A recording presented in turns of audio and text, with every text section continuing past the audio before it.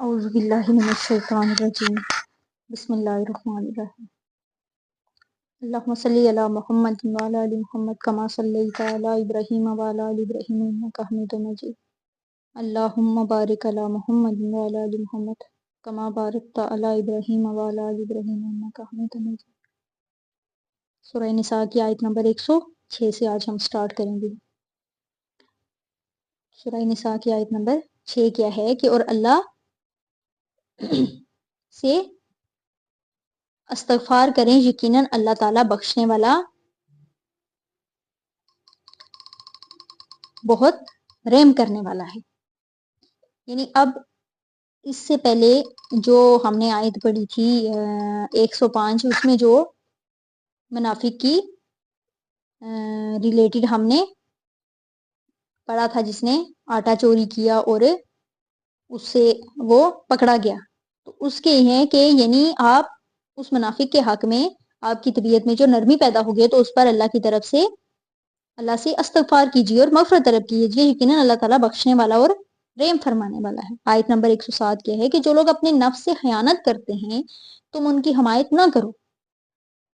اللہ کو ایسا شخص پسند نہیں ہے جو خیانت کار اور ملس پیشہ ہو۔ یعنی کہ آپ صلی اللہ علیہ وسلم مت جھگڑیے ان لوگوں کی طرف سے جو اپنی جانوں کے ساتھ خیانت کرتے ہیں، یقیناً اللہ تعالیٰ کو گناہگار لوگ اور خیانت کار پسند نہیں ہیں۔ آیت نمبر 108 کیا ہے کہ یہ لوگوں سے تو چھپتے ہیں مگر اللہ سے نہیں چھپ سکتے، اور وہ تو ان کے ساتھ ہوتا ہے جب وہ راتوں کو چھپ کر اس کی مرضی کے خلاف مشورے کرتے ہیں، اور جو کچھ وہ کر رہے ہیں اللہ تعالیٰ اس کا احاطہ کیے ہوئے۔ یعنی یہ لوگ انسانوں سے تو اپنی حرکتیں چھپا سکتے ہیں لیکن اللہ سے نہیں چھپا سکتے، اور ان کے ساتھ جو ہوتا ہے جب وہ راتوں کو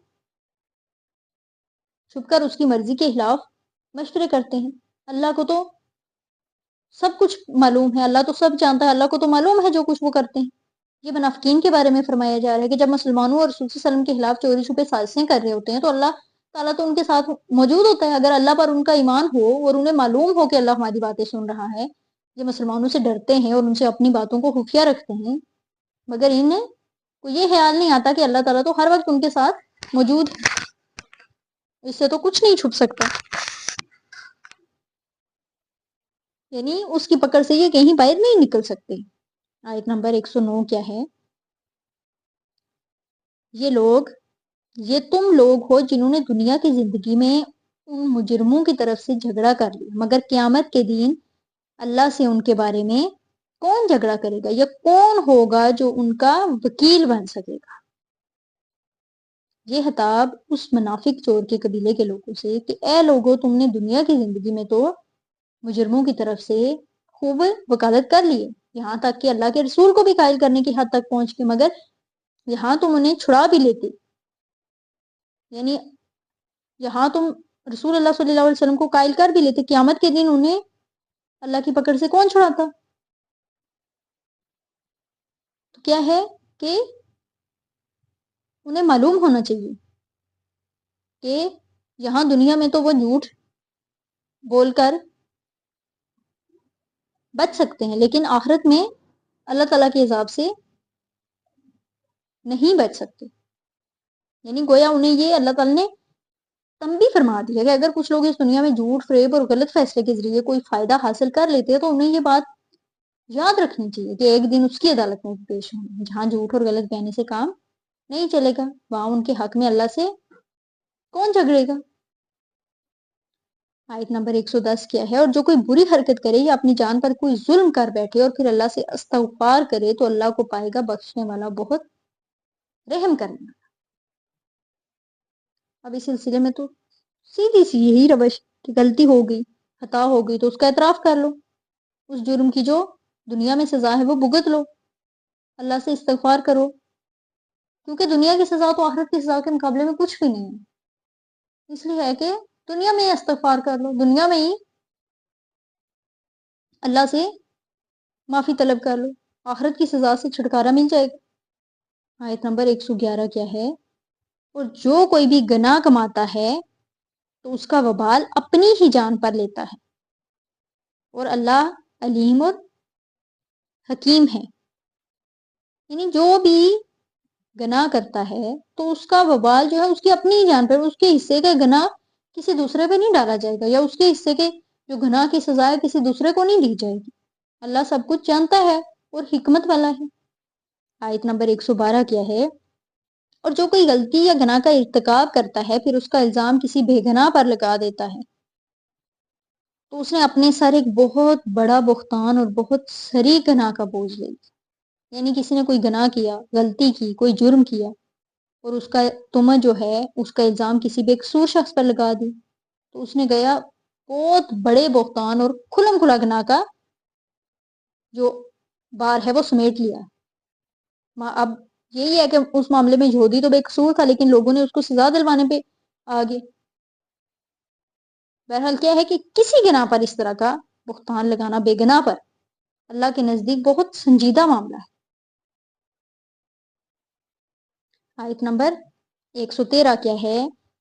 کہ اور اے نبی صلی اللہ علیہ وآلہ وسلم، اگر اللہ کا فضل اور اس کی رحمت آپ کے شامل حال نہ ہوتی تو ان منافقین کا ایک گروہ تو اس پر تل گیا تھا کہ آپ کو گمراہ کر دے، اور حقیقت میں وہ نہیں گمراہ کرتے مگر اپنے آپ کو، اور اے نبی صلی اللہ علیہ وآلہ وسلم آپ کو کچھ بھی نقصان نہیں پہنچا سکتے۔ اور اللہ نے آپ صلی اللہ علیہ وسلم پر کتاب نازل کی ہے اور حکمت بھی، اور آپ صلی اللہ علیہ وسلم کو وہ کچھ سکھایا ہے جو آپ نہیں جانتے تھے۔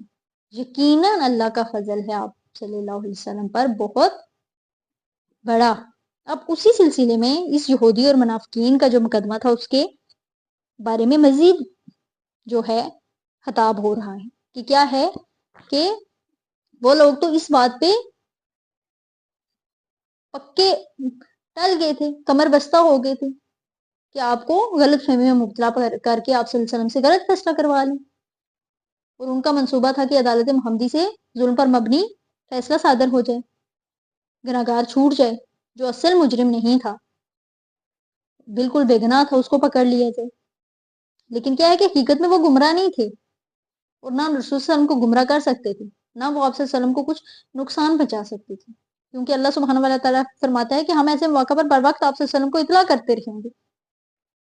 اور اللہ نے آپ صلی اللہ علیہ وسلم پر کتاب نازل کی ہے اور ساتھ میں حکمت بھی، اور آپ صلی اللہ علیہ وسلم کو وہ سکھایا ہے جو آپ صلی اللہ علیہ وسلم نہیں جانتے تھے۔ یقیناً یہ اللہ کا